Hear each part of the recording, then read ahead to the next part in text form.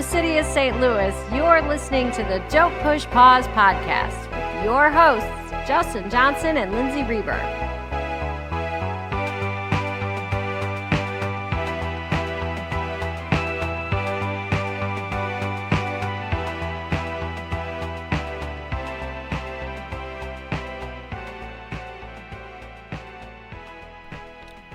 Hello and welcome to the podcast. Hello.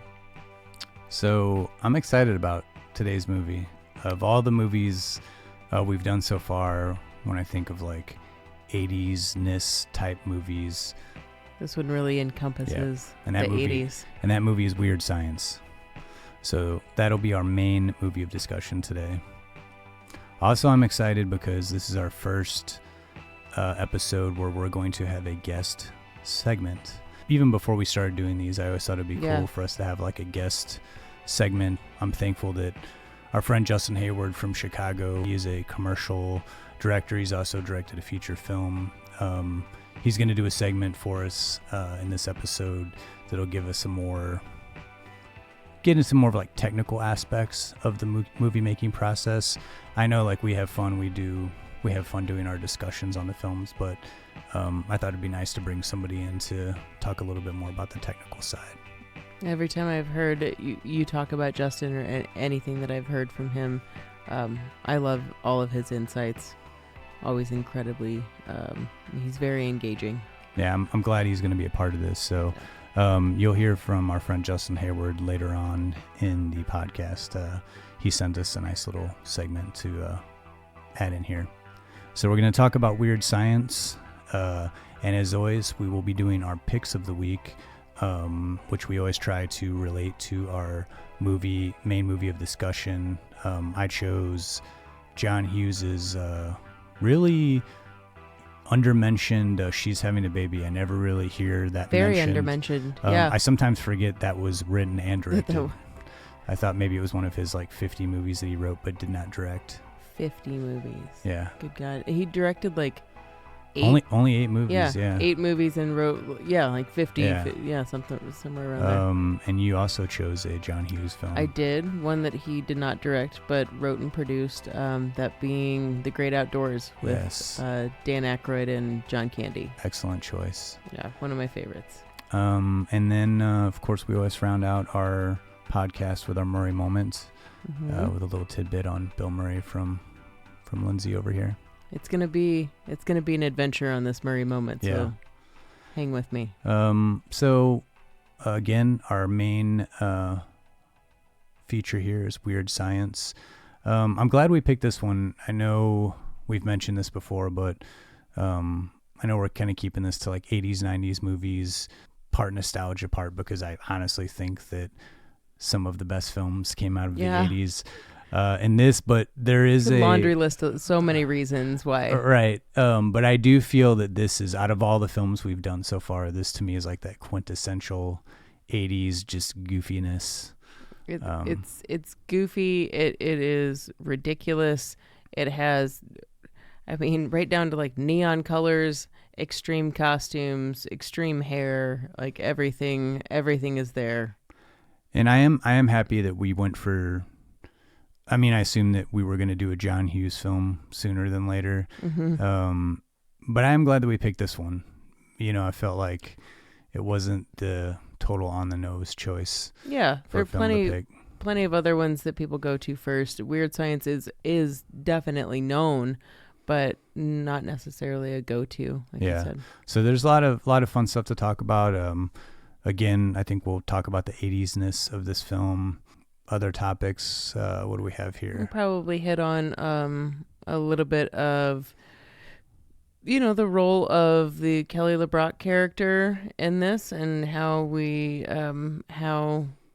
is this a sexist movie? Is it not a sexist movie? I'm looking forward to that discussion. I think it's, watching this several times this week, that thought crossed my mind, and also the I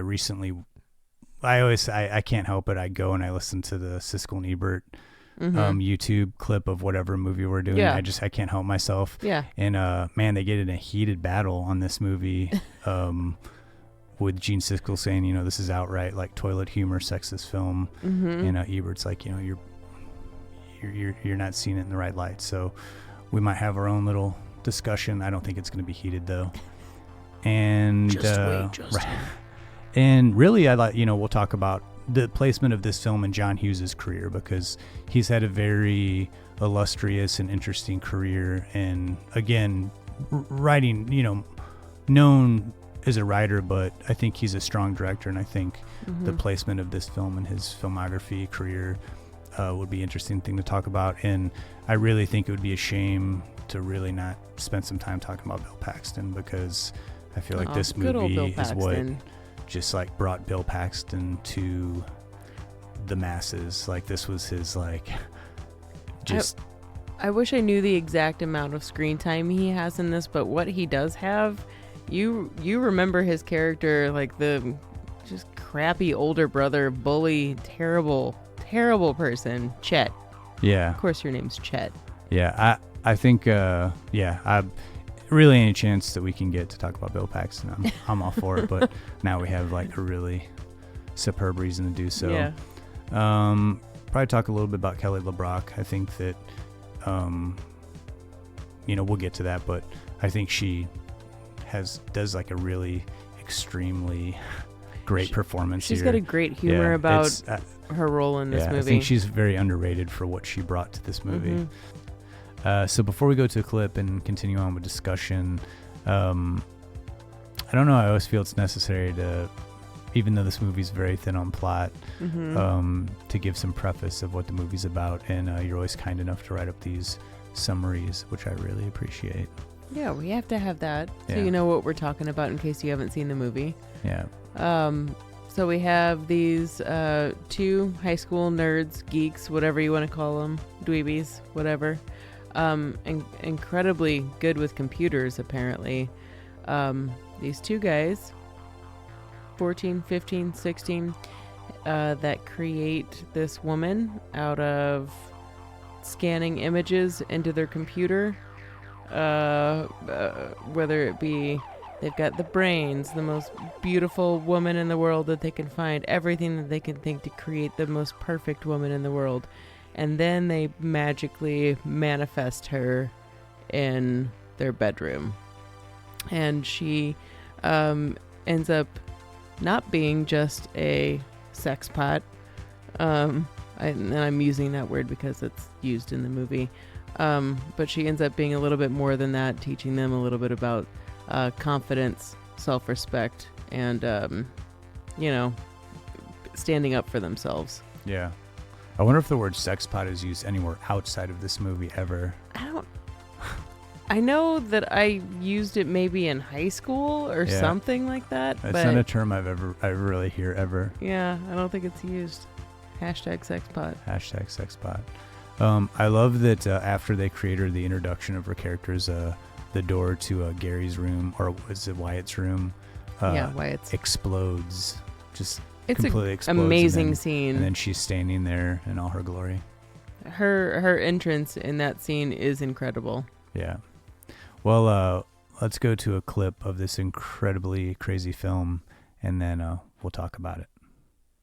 Okay, look, you know how you're always talking about how you can simulate all that stuff on your computer? You know?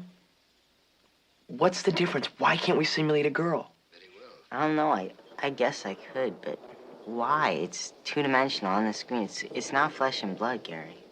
Well, I know that, but, you know, we can use it. Why? We can ask it questions. We can put it in real-life sexual situations and see how it reacts. Like real sick, demented shit. You'd love it.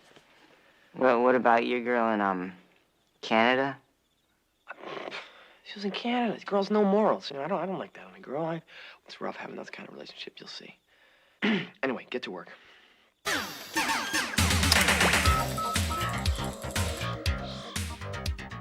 I think this is an interest to me.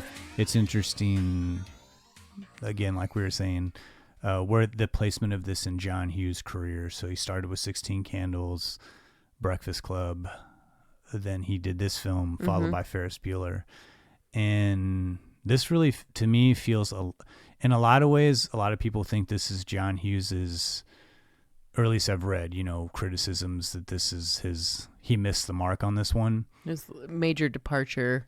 But to from me, what he was in doing. in a lot of ways, I feel like this is his most confident film because he did these 2 films where he clearly hit the mark on how teenagers talk and how they evoke their emotions. And he had already done that, so he was able to say, okay, I know how teens talk. I know what their world is like. So now I want to make this just like throw everything at the wall, make this totally crazy movie. And I think that it's him cutting loose. I think it's his most bold film. If I can go there, like, I really think that this is a film that is maybe even like a little bit misunderstood. It's like if you can look past the just sheer, because it is insane. I mean, this movie is completely insane. Yeah, it's ridiculous. There's nothing logical. Like there's nothing that happens and it could actually ever happen. And I think in a way when you're coming off of 16 Candles and Breakfast Club, that yes, have comedic elements, but do have a serious undertone. It makes sense that your movie after that is going to just be like off the wall. Yeah. And I think that maybe what's missing in this film, and I don't think it's lacking, I would just say what's missing from what John Hughes has done, and he did in later films, was like this tenderness. Because there's touches that, and there are elements of it. There's elements, but it's not as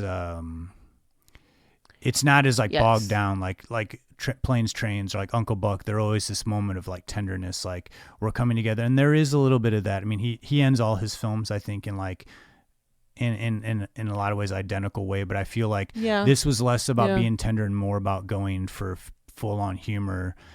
And I think really this movie has some of his funniest bits of all the films that he's directed, in my opinion. I was just thinking that Ferris Bueller, to come after this too, it doesn't have very many tender moments in it. It does have a few, but also that's another movie that is like not very realistic either. I mean, it's different. It's not a science fiction movie, but it is very different.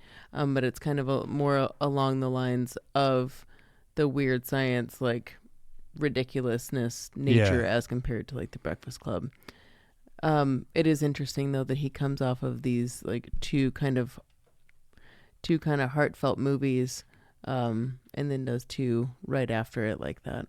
Yeah, these like sort of. When we were talking before we started here, you used the word fantastical. Yeah, which I think is a good, weird science, really good way to describe the film. It's not fantasy. It's not, to me, it's like sci-fi weirdness comedy, but fantastical is a very good way to describe this film. I mean, it makes no logical sense. It's kind of anything that you could dream up would happen in this movie. Yeah. Which makes it really fun, and which makes it a movie to not be taken seriously in any way that, in any 80s way that it could be offensive. I think that you can't take it very seriously. It's meant to just be like a fun movie. Planes, Trains, and Automobiles is my favorite John Hughes film, but this one is also one that I like to come back to because it is so crazy. I mean, there's like multiple scenes, like the party scene where the like mutant killers come. What happens in that party scene? If you break down that scene, every moment of that scene is just pure insanity. I mean, it's just so absurd. But I love it. My favorite part of that whole party scene isn't necessarily like the punks that come in and break up the party, but it's when it's when something happens and causes this big, when another Lisa is attempted to be created, right, basically, and everything starts going haywire. Dogs are on roofs or on ceilings, like a room turns blue for no reason. Right. Just like or Winter is in Chet's room. Just completely ridiculous things that make it that make this idea of anything is possible. Yeah, and I love that all this is going on, you know, and it's just like, what else could possibly be thrown into this scene to make it any crazier? And then they like cut to this like 5-star restaurant, and it's like it's Wyatt's grandparents, and like, oh, what is Wyatt up to this evening? I'm sure nothing more than a grandson would want is a visit from his grandparents on the Saturday night. Which, you know, it's just like so weird. It's just like out of nowhere, they just like cut into this restaurant. What was John Hughes thinking when he's like, you know what, we're gonna throw something real wacky in. We're gonna like, how can we make his grandparents end up at this party? Let's figure that one out. They're like frozen in a catatonic state by Lisa, and it's just it's just so, you know, again, it's just so. Just ridiculous. It's a very fun movie. In fact, we're watching it in the background. There are numerous scenes, I would say, in this movie that stand out more to me than those in The Breakfast Club. Because kind of like I know The Breakfast Club very, very well, and I can tell you everything that happens in it. But when I think about it, like it's kind of, I mean, it does take place all in the same vicinity, but this movie has specific parts that will always stand out and always make me draw much more of a laugh out of me than anything else. I think that this one it was more pushing for jokes and comedic moments. And some of it is quote unquote toilet humor. Sure. But I mean, I don't know. Comparatively, sometimes it's funny too. Yeah, I mean.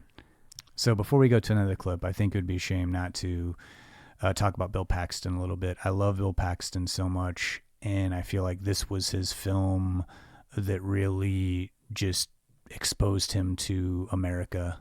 Yeah. And it's funny to me too, because I think like the later part of Bill Paxton's career, he was more known for this sort of soft-spoken, gentle character. You know, gentleman type character. But yeah, he just came out guns blazing with the Chet character, and then followed this up with basically Chet goes to the Marines and is an aliens, you know. It's like the same character, only he's like a Marine. You said that to me last week. Saying that this is Chet grows up, and that's what Aliens is. Somehow we like Aliens has a tie to everything we talk about. It's just like we end up bringing up Aliens in our podcast. I mean, really, Alien and Aliens, great films. But yeah, I think Bill Paxton, like you were saying in the beginning, really plays up, and it is all these characters are exaggerated, but it is this exaggerated like older brother, just total bully, just like such a D-bag. Doing it, torturing you just for the sheer fact that you're there and he has the authority to do so, and also just totally taking pleasure in it. I mean, it just but the thing is like he does it in the way bribes for it, he sucks. But he just does it in the way that's just so funny. I mean, it's just so outlandish. But then it's so great because then when he gets turned into the little like. Like turd. You know, it's said that he's turned into a turd, but it's like, I don't know. What is he? I feel like he's turned into a turd monster. I know. It's just, why does he still have hair? Right. Then why does he have hands that look like a frog's hands? But I think that the idea was like, this is he's gross. A turd. I know. He's this disgusting. Gross. But he's turned into like, you know. It's like a frog turd. Yeah. A frog turd. Yeah. Toilet humor. Right, yeah. But yeah, I think like you were saying, it's like I don't know what the amount of time Bill Paxton has on screen, but he's just stealing it away from everybody when he's there. I know that just a force to be reckoned with. Whenever this movie gets brought up, it's Bill Paxton's character always gets brought up. Yeah. As either he just sucks so much or you just love his scenes because he's so terrible. Yeah. Just him going out of the door by kicking it with the back of his foot, like just how he exits a scene, just like just so silly. But I love every bit of it. What's the dirty ashtray? quote? trying to get Gary to be sick. How would you Yeah. like a greasy pork sandwich served in a dirty ashtray? Oh. Which if my memory serves correct, in an interview, I think Bill Paxton said that was something that his father used to actually tell him whenever Bill Paxton was hungover to kind of mess with him. That was taken from his actual... Way to bring it in, Bill Paxton. Nice. Pulling little nuggets from his own reality. But yes, much love to Bill Paxton. R.I.P. Bill Paxton. Yes, very much so. We miss you so much. Well, we're going to go to another clip. I like to find a clip here with Kelly LeBrock. I think... Who's my favorite part of Weird I Science? think that Kelly LeBrock is the one that is just totally never talked about as far as Which is what she strange. brings to this movie. I think she really makes this film. So we'll go to a clip with Kelly LeBrock playing the character of Lisa, who really drives this entire film. And we'll talk a little bit about her after we come back. All right. If you get the chance, shower with them. I did. It's a mind scrambler. Oh, hurts so good. I think Kelly LeBrock with the character of Lisa in this movie, and I think that she has a lot of subtleties. I think she has like incredible comic timing. It's kind of shocking to me that Hollywood didn't see her performance in this film, and that she didn't have like this. I mean, maybe she didn't want that. Maybe she didn't want a long career, but I felt like she could have been really used in a lot of like comedic movies. I'm not sure about that. I know that like right before Weird Science, she was in the Gene Wilder movie, The Woman in Red, and that was like her first movie that she did. That movie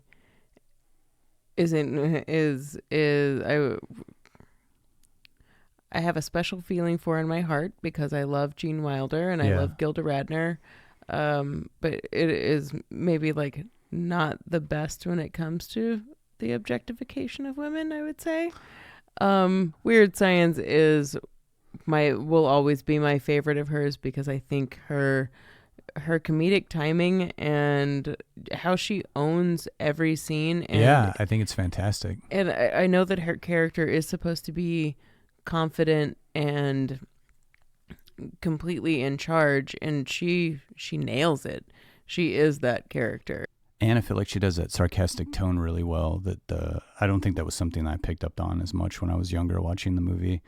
I really think I would have loved to have seen what it would have been like to have seen her go on to do more comedic roles. So one more thing I know we wanted to talk about before we move on to our picks of the week. And we kind of talked about a little bit in the beginning of when this movie came out for John Hughes.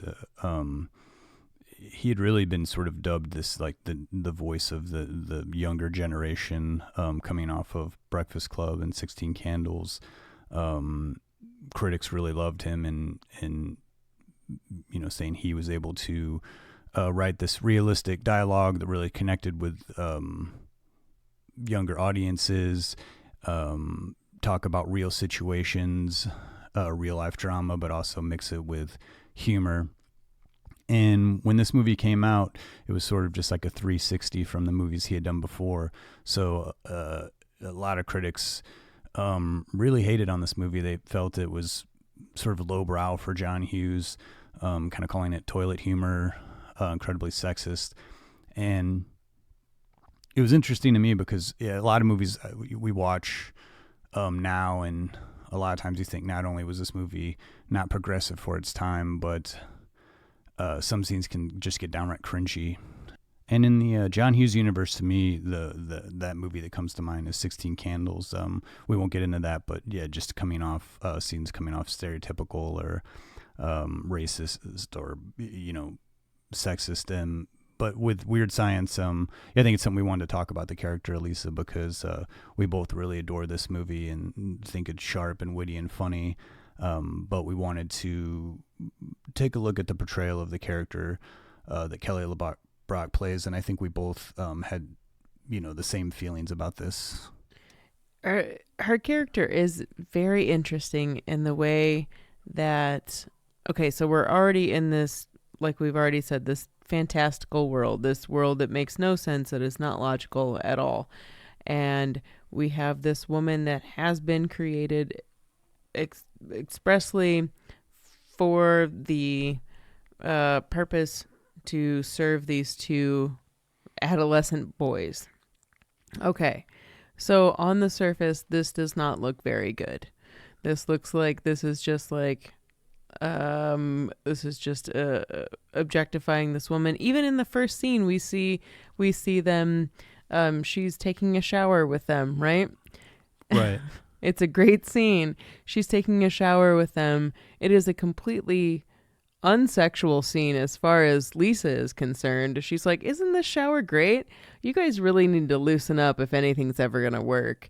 And she exits the shower, and we find that the boys are still in their shorts, and they're like still like, oh, I'm nervous about everything.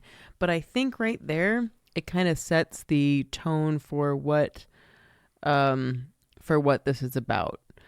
And I think more than the objectification of Lisa, I think that this movie is more about puberty in the sense. If every man in the movie was like their jaw was dropping and then they couldn't even talk when like looking at Lisa, like that would be something. Or if she didn't ever say anything, or if she only got by on her looks. Lisa gets by on what she says, what she does. She is confident. She's defending these boys. She's making them stand up for themselves, with their parents, with their peers.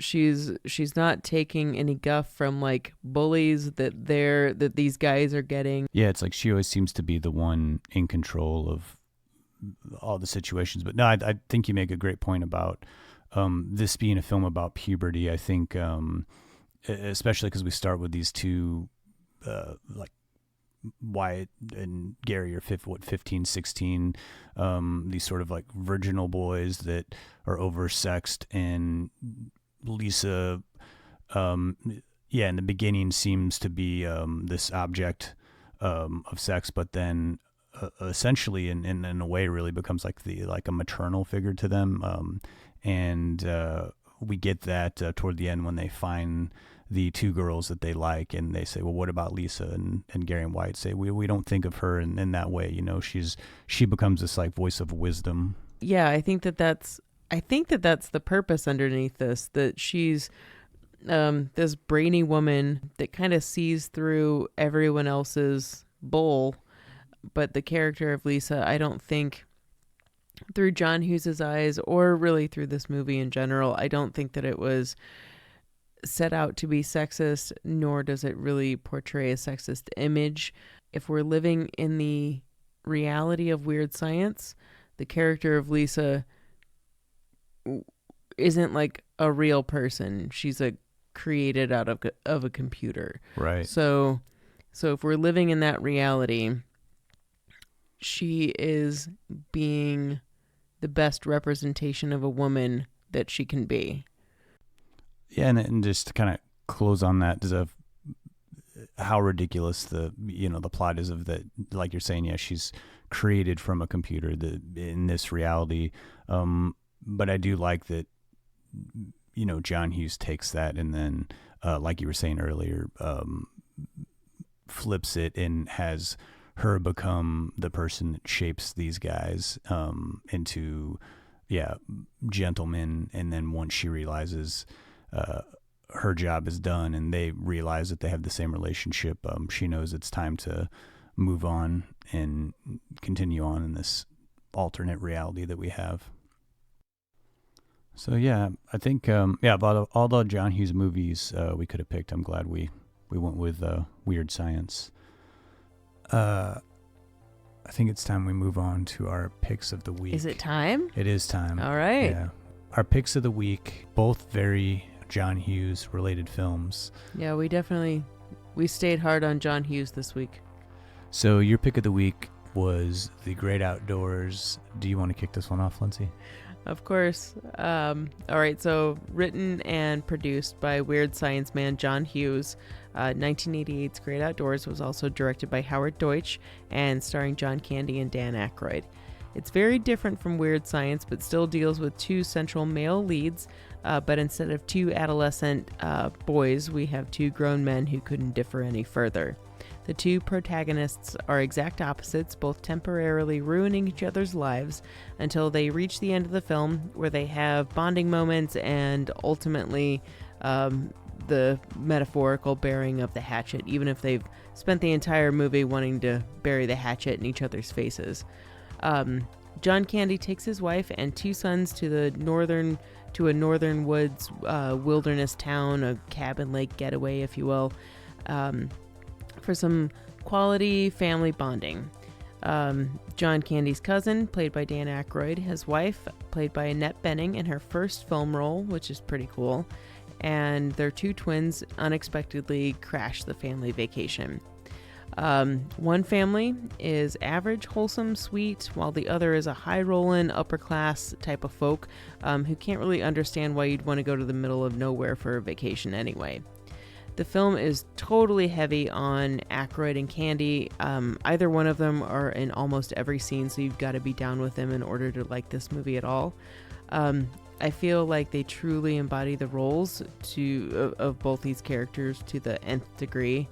There is definitely a lot of physical comedy, though I feel like the movie doesn't rely upon that a lot.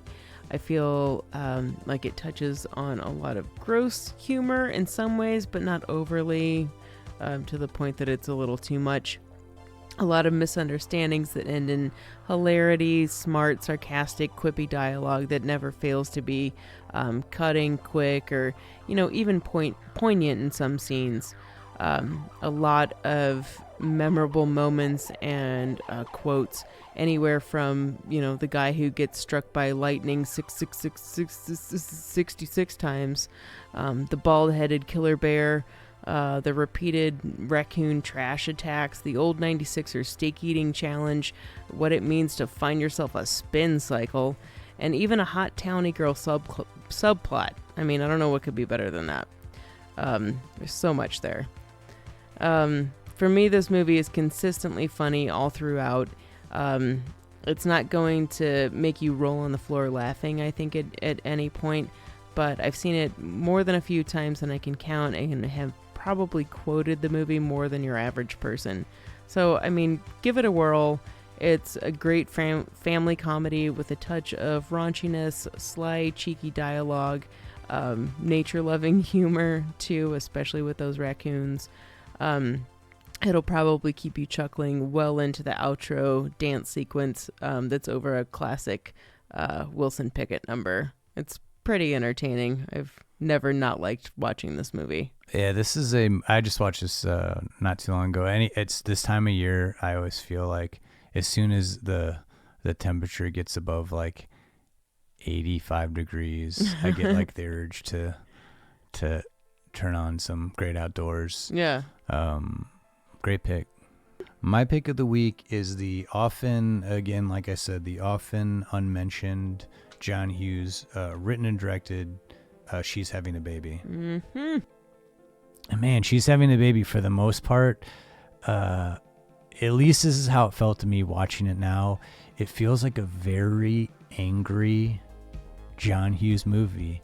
Like a lot of his movies feel very lighthearted, and this film kicks off in a very all the characters seem very unsettled and like mad, and like all the way down from like Kevin Bacon not sure if he wants to get married. Alec Baldwin plays his like sleazy friend. I mean, the whole movie centers on basically a couple like that are getting married young and almost doing it because they feel like it's something that they should do, but their parents don't really want them to get married. I mean, everybody just seems like going into it seems like this whole thing is going to be a bad idea.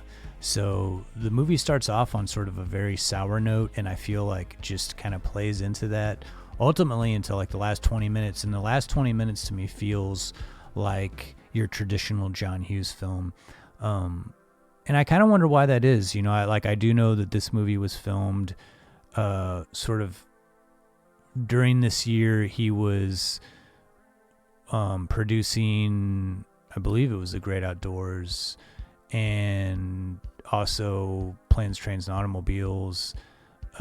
He was working on that, and so maybe that, you know, he was overloaded and some things got left to the wayside. But this is definitely like a lot of the movie. And again, I recommend this movie is like something I think is worth seeing, just because it is John Hughes, but it's a different John Hughes, and yeah, it's I don't know, it's fascinating watch just simply because it's an odd film for John Hughes. And the word I use is angry, because I just feel like there's a lot of animosity like amongst the characters and the scenes.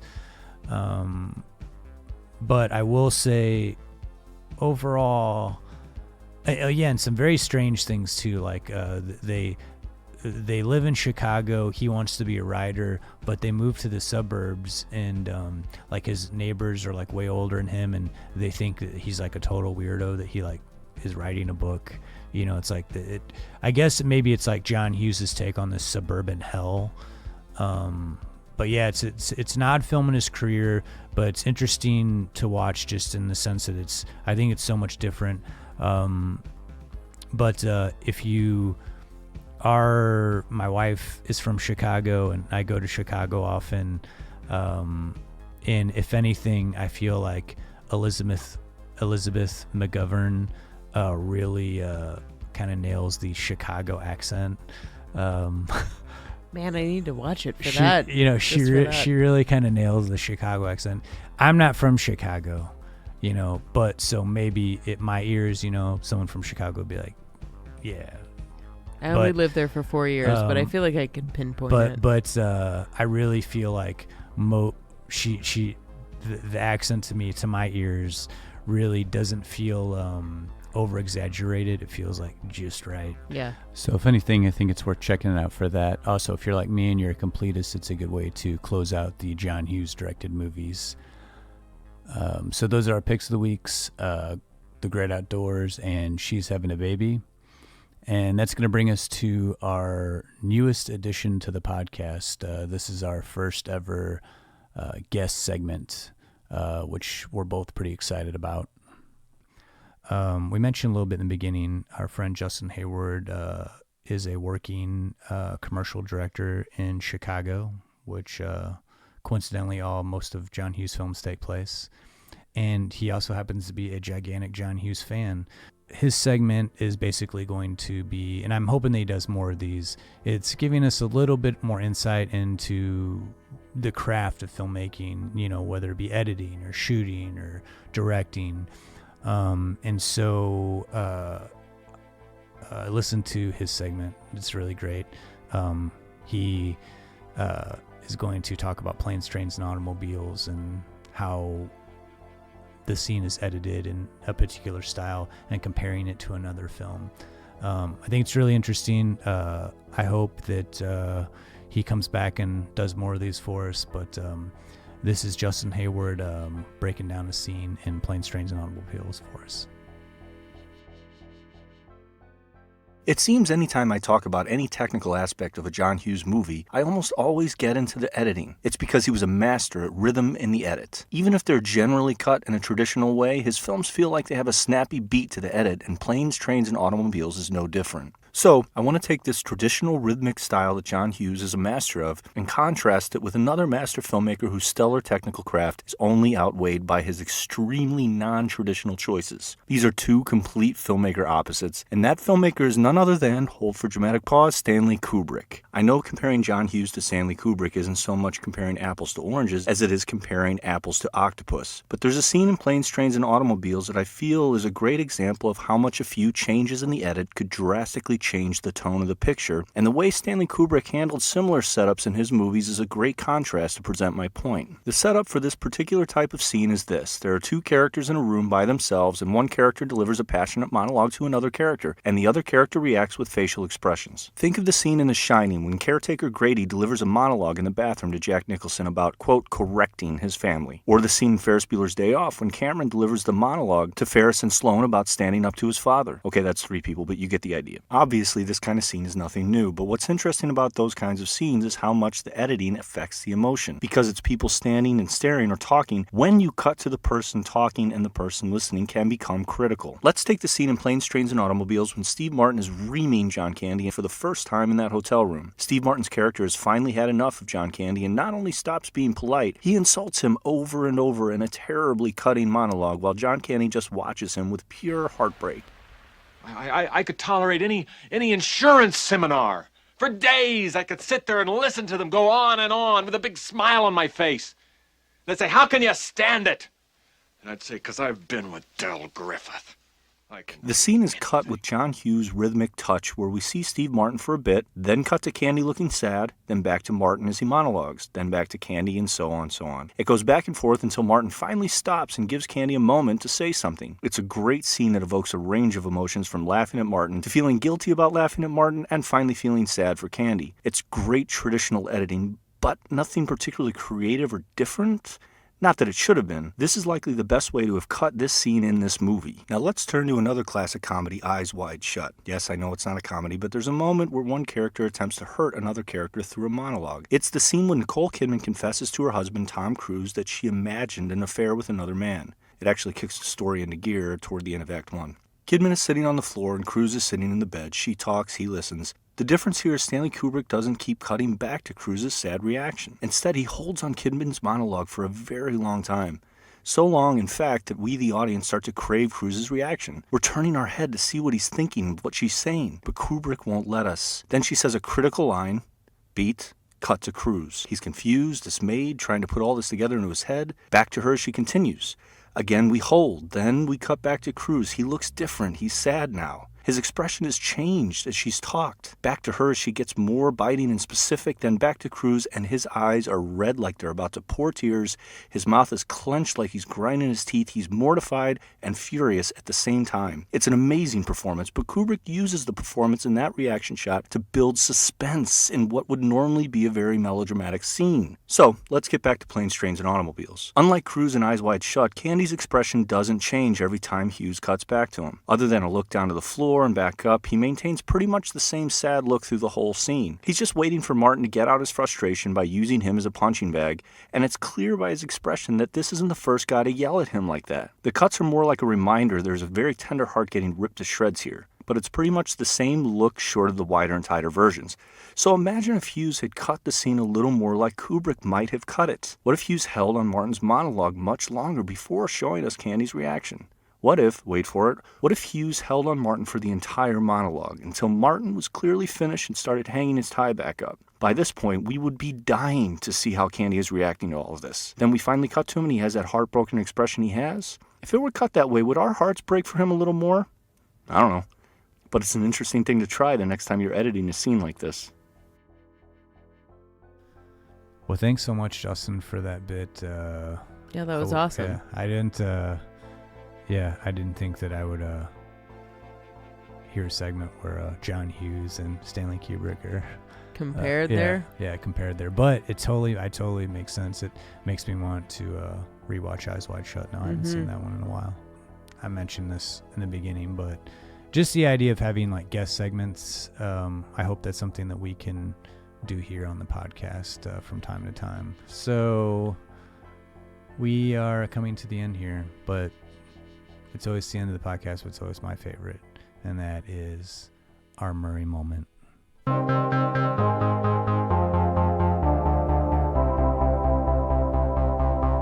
Chicks dig me because I rarely wear underwear, and when I do, it's usually something unusual. I think I need a root canal. I'm sure I need a long, slow root canal. You gonna come and shake my monkey tree again? Oh, what does that old queen know? She didn't even show. Hey, this is so scrumptious. Is this hand shut? The flowing robes, the grace, all striking. That was fun.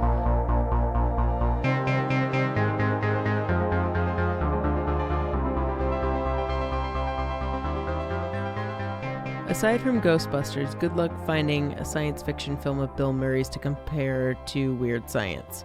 I wouldn't say that the genre is his number one go-to type of film by any means.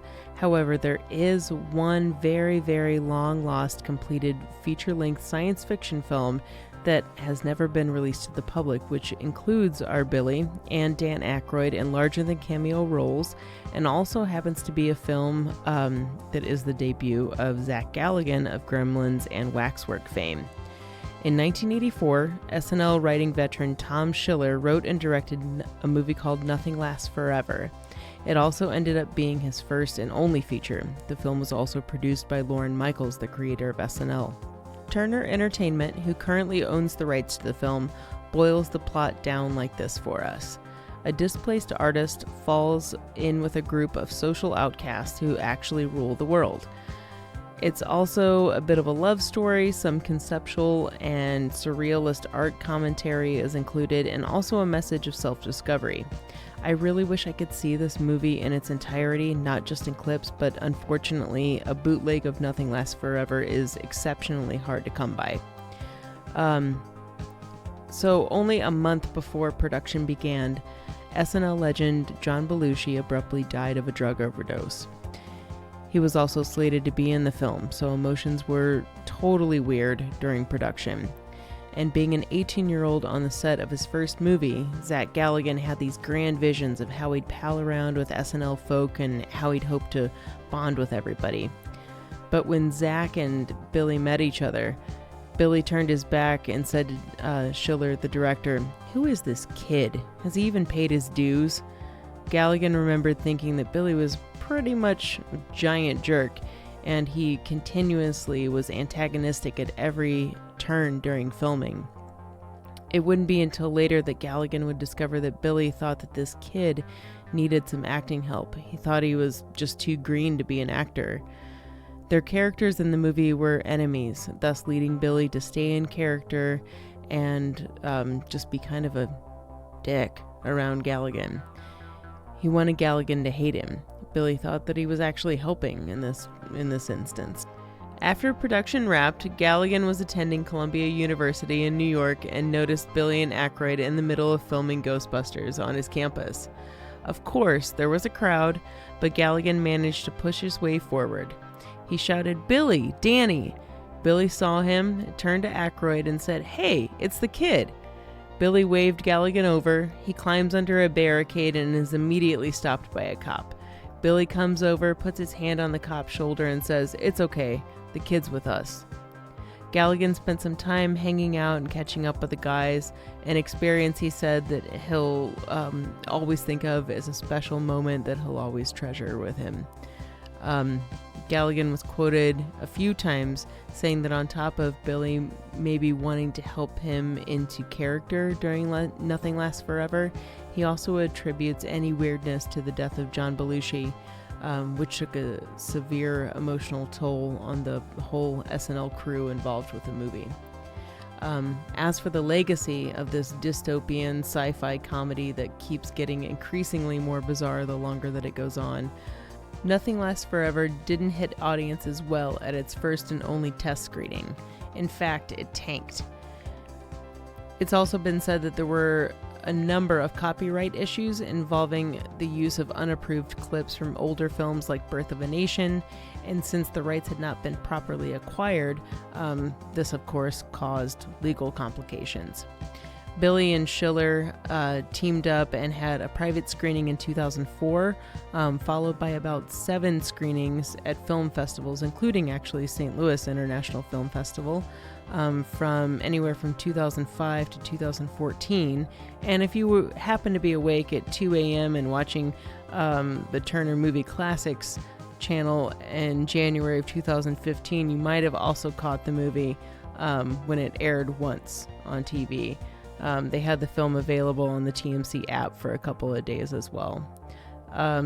Billy, Ackroyd, Gallagan, and Schiller are all big proponents of the film and have all gone on record numerous times saying that they would love for it to see the light of day. It was a time full of real-life turmoil, all put into this cinematic art piece that is obviously still fresh in the minds of those who were part of it at the time. So I'd suggest checking it out, at least for what clips that you can that are out there in the internet land, or try to find some bootleg copy of your own.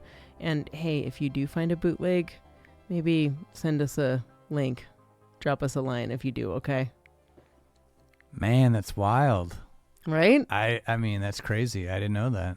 I know. I also didn't know that. I mean, that's wild that it was completed and it's been shown recently. I mean, and it was shown in St. Louis at the St. Louis Film Festival. It was like 12 years ago. Jeez, but I wasn't living here then, but still, that it was shown here. And they showed it on Turner Movie Classics. Once. Did you see it? No. Have you seen the movie in its entirety? No. Gosh. I know. It's really frustrating that it's I like. Not on YouTube? No. Man. You can find like a couple clips of it.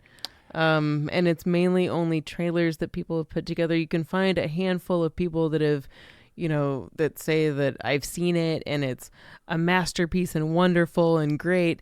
And I think it's Zach Gallagan that says, I don't know if I would call it a masterpiece, but I would say that it definitely deserves to be shown. Well, see, toward the end there, I thought you were about to say Dan Ackroyd and the director and Bill Murray are happy that it's not getting shown because it's terrible. No, they all want it to be. Yeah, I mean, they all want people to see it. That's such a rare thing. So that made me. I was not. Yeah, which is something that's so un-Bill Murray like to like be part of something that like. I don't know if it's not out there already, but if it's something that a lot of people haven't seen that he was a part of, and he's still like, no, this is actually pretty cool. So what year was this? It's not like he's like saying go see Ghostbusters 2. He's like, go see this random movie that like you've never even heard of because I want you to see it. So what year was this? 84. 84. Mm-hmm. Man. That's wild. So it was, it was like, I mean, right around like that whole super popular Ghostbusters blow up time. I mean, there must have been some serious copyright issues because like post Ghostbusters, you would have think that if Bill Murray would have like taken a crap in a movie, they'd be like, exactly. We got to put this movie out. From what I learned, it was like Tom Schiller took some serious liberties in like directly taking clips like from older movies and not asking and not getting permission and like putting it in the movie.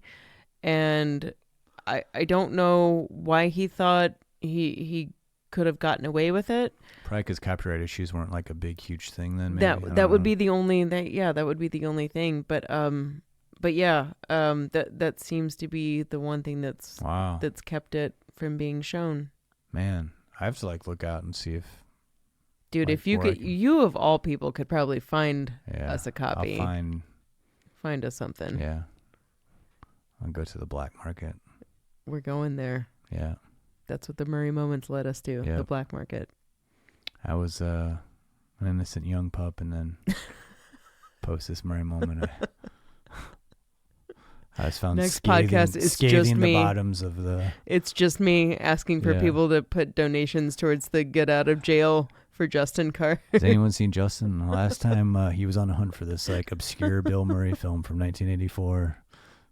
I think that was I did not know. I mean, I wasn't expecting. I know it may sound like this is a put on, but seriously, some of these things you're telling me, I'm always just like, what? I know that one was kind of like all over the place. Like it was a little bit of Zach Gallagan, but I really like that actor too. But then this whole movie that they did together, there's just a lot of information to impart in this one. And Zach Gallagan, you know what?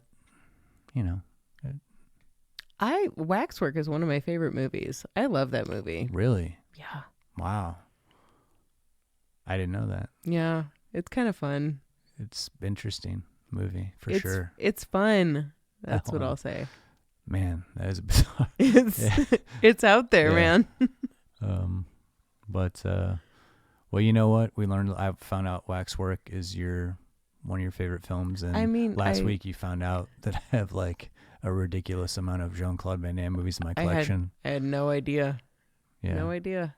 Yeah. It's because I keep them upstairs.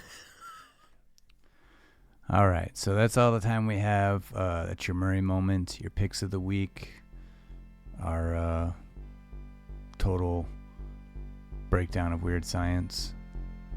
And next podcast is a movie that you would think we would do during October, but it's a summer classic. I always watch really. it during the dead of summer, and that's of course the original 1974 Tobe Hooper Texas Chainsaw Massacre. And I think what prompted this was the sort of like snub at the Oscars really rubbed this the wrong way. No offense to the Oscars, but you know what I mean. No, dude, he died. Tobe Hooper died, do the memoriam, and he didn't get a shout out. And I don't know. You can argue me. I don't know all their funky rules that they use to do when they put the pictures up. Like, I think if you do a movie like Texas Chainsaw Massacre, period. Yeah.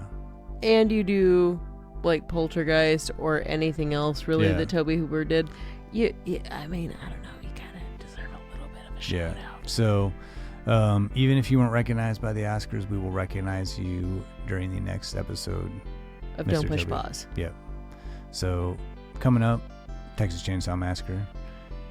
Well, want to say thank you to Justin Hayward. Yes, thank you so much, Justin, for being a part of this. Contributing to our podcast this week. Thank you again to Mary Timmel for doing our intro, Matt Pace for doing our music, Bo Shoulders for doing our graphics and stuff. Thank you so much for listening. As always, if you guys have questions or comments, you can contact us at don'tpushpause@gmail.com. Follow us on Instagram at Don't Push Pause Podcast. We're on the Facebooks. So thank you so much for listening to another episode. I'm Justin Johnson. And I'm Lindsay Reaper. Thanks a lot. Thank you, guys.